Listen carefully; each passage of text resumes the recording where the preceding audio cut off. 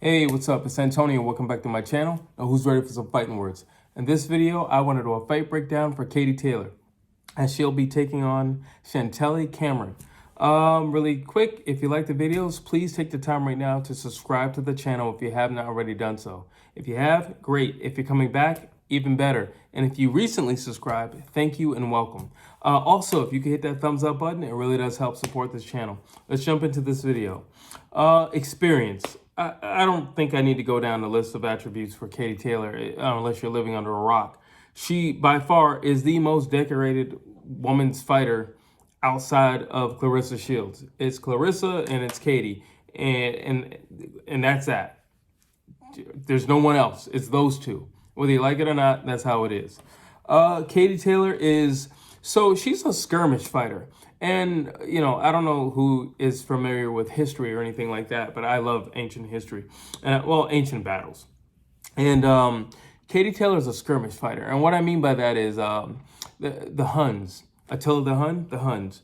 So they had a way of fighting where they would rush their opponent and then back up. And then rush again and then back up. And that's kind of how Katie Taylor is. She'll rush, throw a combination, and then back off. And it's not necessarily to check the work, but get out of there before the opponent can respond. And because she's so overwhelmed, because Katie, it's one thing if you throw a jab and, you know, and then I hit you with a 2 or something like that. That's easy. But if someone just rushes you and throws like a 5-punch combination, you're going to just more or less just shell up. You're not going to, you can react. There are types of people who can react. But most people are just going to kind of shell up. And Katie Taylor, she's good at that rush game. She has that rush game like down to a science. And she knows when to do it. She knows when not to do it. She knows when to slow the pace of the fight. And she knows when to up the tempo of the fight. And if you don't believe me, please look at her and Amanda Serrano. She knows when to keep the pace slow and when to turn up the heat. Let's see. And when I say combinations, I'm talking like 4 to 6 punches. She can easily pop off 4 to 6 punches. Katie Taylor is that fast.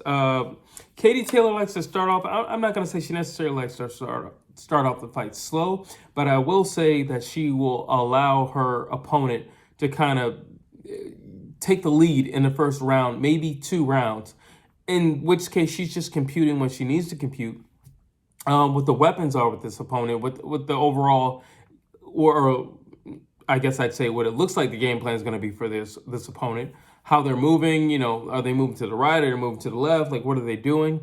And then what she'll do is she's going to attack later. She just needs to compute everything early. So Katie is tough. No ifs, ands, or buts about it. She's been in some wars. As of recently, she's been in some wars. She's tough though. She's durable.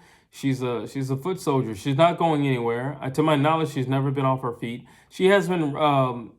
She's been rocked a few times. She was rocked, I think, a good 2 times in the first Amanda Serrano fight, but never left her feet. Always has her faculties, so she recovers really quickly.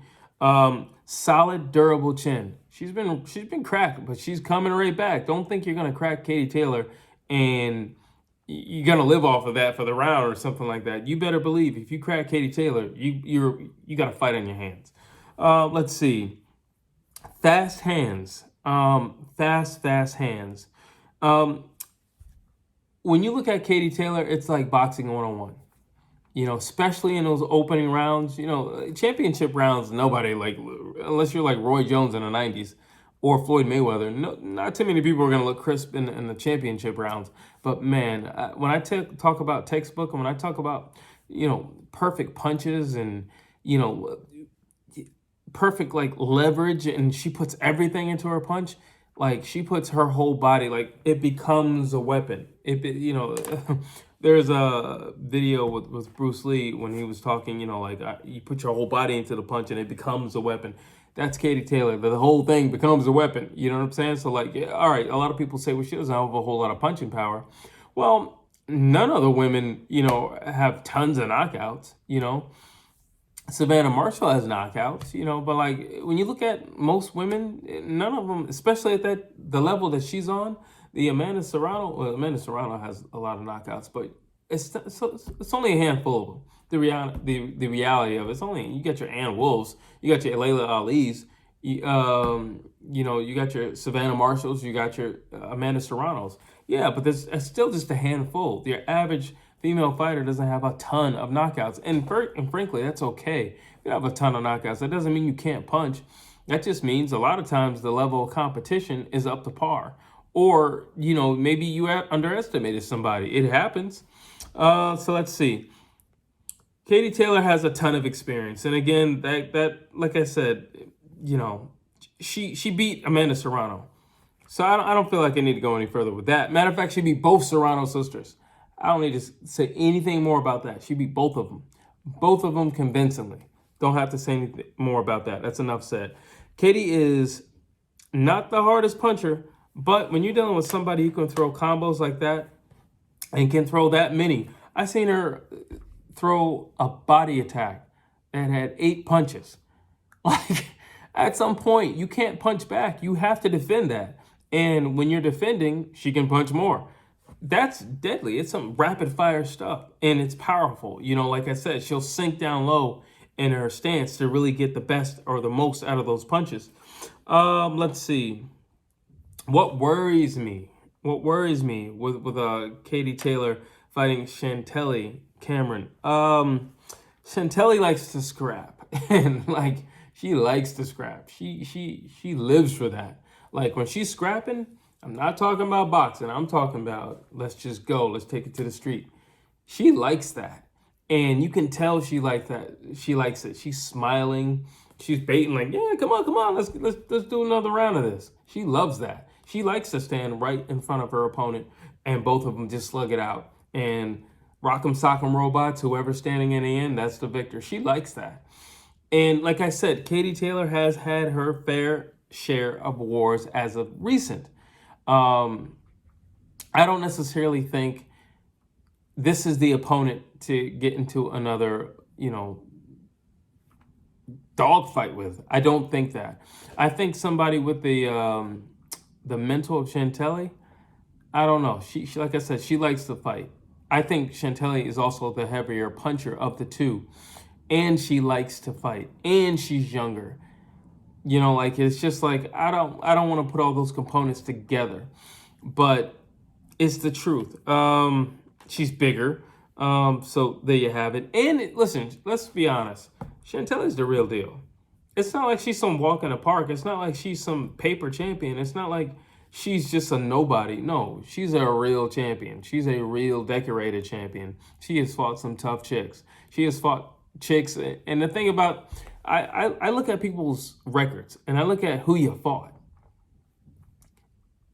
Chantelle doesn't have like 20 girls on her resume that have 0 wins and like 60 losses. She doesn't have a lot of that. She might have like 2 or 3, but that's about it. I mean, she's fought some people with some good records, so it's not like she's been fighting tomato cans. Katie Taylor has not been fighting tomato cans, but this is overall, what I'm trying to say is this is a dangerous fight. This is a dangerous fight. This is a really dangerous fight, and credit to the women for taking, these dangerous fights. I wish the men were more like the women. I wish listen, not that I agree with it, but it makes more, like, I understand if a champion is a little bit more hesitant or whatever. But to see people who don't have belts and they're hesitant, it's like, listen, this is all about guts and glory.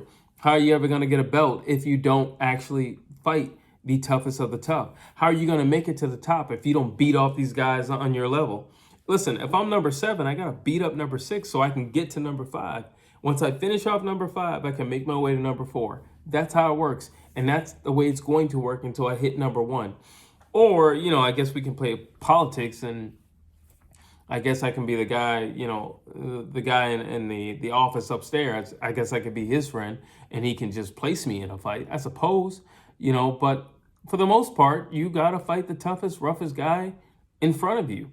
And if you're number 7, you got to fight number 6. And number 6 is pretty tough because he managed to make it to number 6. Okay?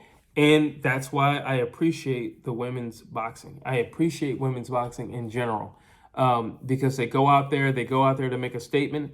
And I gotta say, you know, I don't know about these two. They're pretty polite. I mean, Katie Taylor's a really polite person. She's number one. She's not the most talkative person in the world. But on top of that, Chantelle Cameron is not a trash talker by any means. But what I'm saying is, in terms of promotion, we're getting the best out of women's boxing. That because right now all we get is a bunch of Twitter tough guys with men in boxing. But this is basically what I'm getting at. Is this is a real fight. This is a dangerous fight, and it's not like Katie Taylor is taking on, you know, some soft little pushover. She's taking on somebody who believes she can win. She's taking on somebody who easily believes she can win. She understands that she's fighting Katie Taylor, but she believes that she can win. And overall, Katie Taylor can win. It's Katie Taylor I mean, come on, it's Katie Taylor. Enough said. Fast combinations. Katie Taylor has that championship gear. Not everybody has that extra gear. You know, like, yeah, all right. Here's championship level. She can take it up a notch. She's shown it. She's shown us that she can take it up a notch. And not everybody can go to that extra mile. Not everybody can go that extra push. Amanda Serrano couldn't. As decorated, as experienced, as hard-hitting as Amanda Serrano is, she couldn't take it there. She couldn't go to that next level. So we know Katie Taylor has it. We know Katie Taylor is very durable. We know she's tough. We know she can bite down on her gumshoe and press forward. We know she can do that.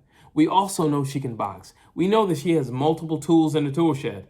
It's not like I only got one weapon and, you know, I'm just going to use this all night. No. She's not like a Billy Joe Saunders who literally has one weapon. No. She's got more than one weapon. And again, anybody who would count out Katie Taylor would have to be out of their mind. I'm curious to know what the betting odds for this fight are. But she's not the person to bet against. Also, she can keep a game plan. A lot of press. I love to look at post press conferences because that what you get from the post press conference is what the game plan was, like really in its entirety. Because you might hear something beforehand, you know, if you're watching like, you know, the fighters train or something like that. But you're never going to know exactly what the game plan was until you hear the post press conference. And when you listen to Katie Taylor's post press conferences, what she did is what she trained for, as opposed to a lot of guys, well, we trained for this, but, you know, we had to end up doing this, and, you know, I adjusted, or I did this. There's nothing wrong with those things. But if you have a game plan and you've done proper studying for the test, and you feel as if you have the right answer for the test, then you should be able to stay on par with the notes you brought in for the test, right? You would think. And Katie Taylor can do that. Again, I listen to the post-press conferences, and always what she does is what she says she trained for. She practiced for. She studied for. And that comes in handy. If it's a sticky situation, go back to doing what we planned for. If it's not a sticky situation, keep doing what we planned for. Let's see. Like I said, a ton of experience under her belt. The who's who of names I don't need to get into. Listen, Katie Taylor has a massive home court advantage. You're talking about loved. You're talking about admired. You're talking about adored. You're talking about just praised. Katie Taylor, her country, men and women love her.